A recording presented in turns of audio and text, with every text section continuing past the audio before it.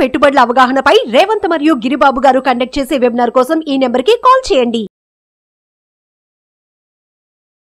Hello everyone.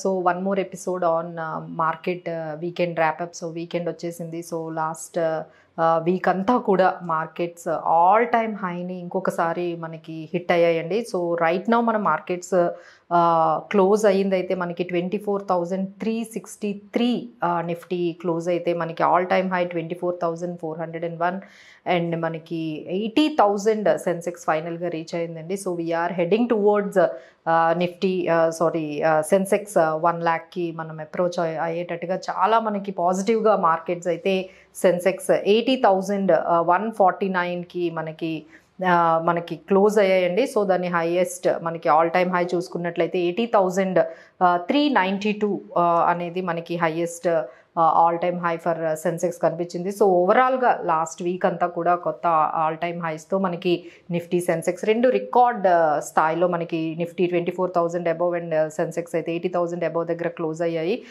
So next ఇప్పుడు మనకి markets ఎలా మనకి ఏ రేంజ్లో ఉండబోతున్నాయని మనం బ్రాడర్ రేంజ్ చూసుకున్నట్లయితే 24,000 అయితే మంచి సపోర్ట్గా కనిపిస్తుందండి. అండ్ 24,500 24,400 ఈ లెవెల్లో రెసిస్టెన్స్ లెవెల్స్ కనిపిస్తున్నాయి. So this is the resistance and support లెవెల్స్గా మనం చెప్పుకోవచ్చు. సో షార్ట్ టర్మ్ రేంజ్ చూసుకున్నట్లయితే 24,200 నుంచి 24,500 మధ్యలో నిఫ్టీ మనకు కనిపిస్తుందండి. బికాజ్ ఎహెడ్ ఆఫ్ మనం బడ్జెట్కి చాలా దగ్గరలో ఉన్నాము. ఇంకా జస్ట్ ఇంకొక 1 వీక్ ఫ్యూ డేస్లోనే మనకి బడ్జెట్ అనేది మనకి రాబోతుంది. సో దానికి తగ్గట్టుగా మార్కెట్స్ అయితే కొంచెం కన్సాలిడేట్ అయ్యి మళ్ళీ అదే రేంజ్లో ఈ షార్ట్ రేంజ్లోనే మనం లాస్ట్ వీక్లో కూడా అదే మాట్లాడుకున్నామండి. సో మార్కెట్స్ అయితే కొంచెం షార్ట్ రేంజ్లోనే ట్రేడ్ అయ్యే అవకాశాలే ఉన్నాయండి because of ahead of budget అని చెప్పుకున్నాము. So next upcoming event budget కాకుండా మనం చూసుకున్నట్లయితే మనకి రిజల్ట్స్ రాబోతున్నాయండి. అంటే కార్పొరేట్ రిజల్ట్స్ మనకి ఆల్మోస్ట్ స్టార్ట్ అవబోతున్నాయి.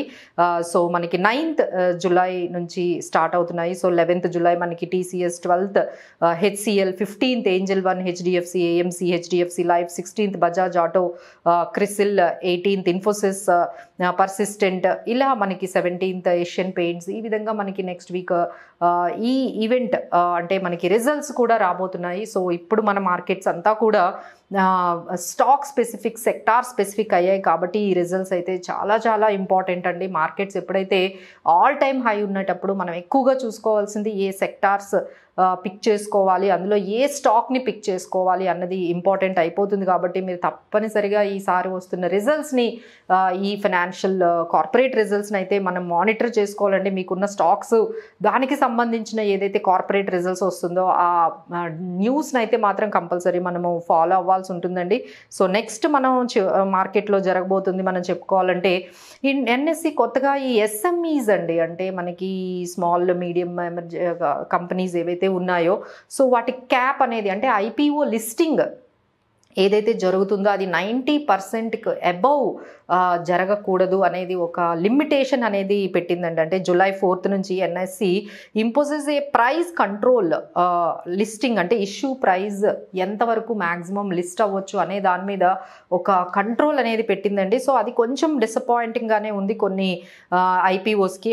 ఎందుకంటే అది స్టాండర్డైజ్డ్ ఓపెనింగ్ ప్రైస్ ఉండాలని 90% క్యాప్ అనేది పెట్టేశారు. ఇది మీరు ఒకసారి గమనించుకోవాలి. సో ఏ SME అయినా మనకి ప్రీ ఓపెన్ కానీ IPO కానీ 90% కన్నా ఎక్కువగా ఇష్యూ ప్రైస్ మీద ఇంకొక 90% కన్నా ఎక్కువగా లిస్ట్ అవ్వకూడదు అనేది ఒక క్యాప్ అనేది మనకి ఇంట్రడ్యూస్ చేశారు NSE. సో అది ఒకటి మీరు గమనించాలి. ఆ తర్వాత మనకి ఇంకో బిగ్గెస్ట్ న్యూస్ ఏదైతే వస్తుందంటే రిలయన్స్ జియో మనకి IPO biggest ever in India IPO almost 55,000 crores పైనే IPO ఉండొచ్చు అనేది వస్తుందండి. ఎందుకంటే ఈ మధ్య మనం చూసాము ఈ రిలయన్స్ టారిఫ్స్ బాగా పెంచారు. సో దానికి రిలయన్స్ ఎప్పుడైతే ఈ టారిఫ్స్ పెంచడం స్టార్ట్ చేసిందో అంటే వాటి మీద ఉన్న వాళ్ళ ప్లాన్స్ మీద ప్రైస్ అనేది ఇంక్రీజ్ చేశారు. సో మిగతా కంపెనీస్ కూడా చేశారండి. ఈ విధంగా మనం చూసుకున్నట్లయితే రిలయన్స్ కూడా ఆల్ టైమ్ హైని మనం hit all time high price అయితే హిట్ అయింది.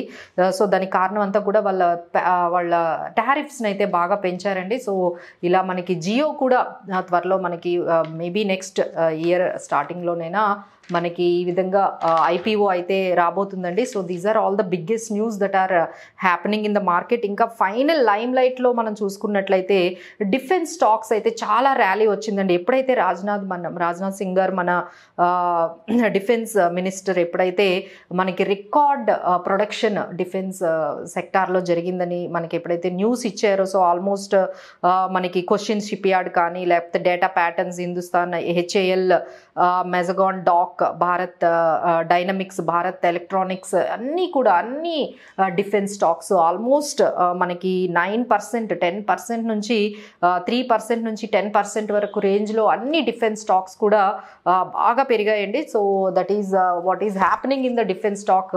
సో మొమెంటమ్ అనే కొత్త కాన్సెప్ట్ అనేది వచ్చిందండి. అంటే ఇప్పటి వరకు మనం గ్రోత్ స్టాక్స్ చూసాము, వాల్యూ స్టాక్స్ చూసాము, క్వాలిటీ స్టాక్స్ని ఎలా పిక్ చేసుకోవాలో చూసాము. ఇప్పుడంతా కూడా ట్రెండ్ అంతా కూడా మొమెంటమ్ స్టాక్స్ అనే దాని మీద వచ్చిందండి. సో ఇమీడియట్గా ఏ స్టాక్స్, ఏ సెక్టార్స్ అయితే మనకి లైమ్లైట్లోకి వస్తున్నాయో ఇమీడియట్గా వాటిని బై చేస్తున్నారు. సో ఇది కూడా, ఈ కొత్త కాన్సెప్ట్ని కూడా మీరు ఒక్కసారి గమనించాలండి. What are the momentum sectors and momentum stocks, అవి మీరు గమనించుకుంటూ ఇన్వెస్ట్ చేసుకుంటే మనం ఈ ఆల్ టైమ్ హైలో కూడా మంచి గెయిన్స్ అయితే మనము క్రియేట్ చేసుకోవచ్చండి. So thank you so much for watching.